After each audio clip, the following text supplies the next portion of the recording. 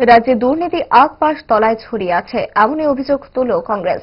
আজ প্রদেশ কংগ্রেস ভবনে বসে এমনই ধারালো অভিযোগ করতে দেখা গেল দলের মুখপাত্র প্রবীণ কংগ্রেস নেতৃত্ব প্রবীর চক্রবর্তীকে। তার অভিযোগ, রাজ্যে নানা ধরনের দুর্নীতির অভিযোগ ঘটছে, কিন্তু সরকার নীরব। রাজ্যের সচেতন মানুষ এর জবাব চাইছে।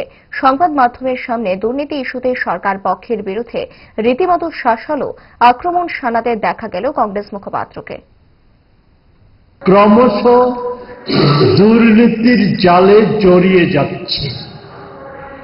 প্রায় প্রতিদিন খবরের কাগজগুলিতে জায়গা করে নিচ্ছিল সরকারের কোনো না কোনো দপ্তরে আর্থিক নানা কেলেঙ্কারির তথ্যমূলক সংবাদ, এবং প্রায় সর্বক্ষেত্রেই সরকার নীরব।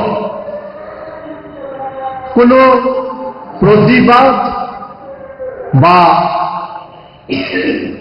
এই বিষয়গুলি সম্পর্কে কোন রকম ব্যবস্থা গ্রহণ কোনোটাই লক্ষ্য করা যায়নি।